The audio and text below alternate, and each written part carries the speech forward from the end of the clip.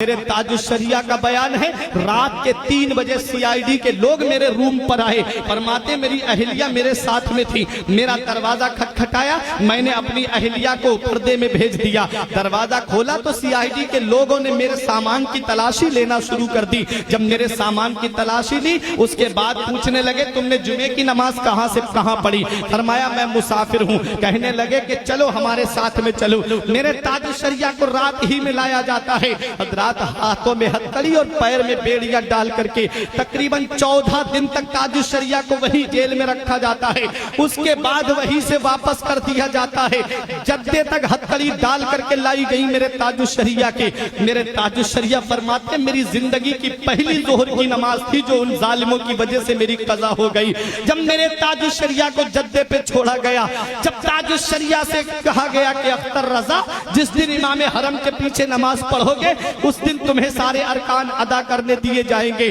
میرے تاج الشریعہ نے فرمایا اے لوگوں پریشان کر رہے ہو، اتنا یاد رکھنا اگر اختر کی محبت سچی ہوگی، اختر کا عشق سچا ہوگا، اختر کا پیار سچا ہوگا تو وہ دن دور نہیں ہے کہ تم خود مجھے دعوت نامہ دے کر کے بلاؤ گے۔ آ گئے میرے تاج الشریعہ بریلی کی سرزمین پر، اور جب بریلی کی سرزمین پر دنیا والوں نے دیکھ لیا کہ چند دن نہیں گزرے تھے وہی سعودیہ حکومت کے نمائندوں نے دعوت نامہ سونے کے تشت میں سجا کر کے میرے تاج الشریعہ کے لیے بریلی بھیجا۔ تاج الشریعہ دعوت نامہ ہاتھ میں لے کے دنیا والوں کو پیغام دیتے ہیں اے دیکھو یہ وہی سعودیہ حکومت ہے جس نے نبی کے گنبد کا مجھے دیدار نہیں کرنے دیا تھا۔ میرے تاج الشریعہ دعوت نامہ ہاتھ میں لے کر کے گنبد خضرا کی طرف رخ کر کے یہ پیغام دیتے ہیں جہاں پانی عطا کر دیں بھری جنت ہبا کر دیں،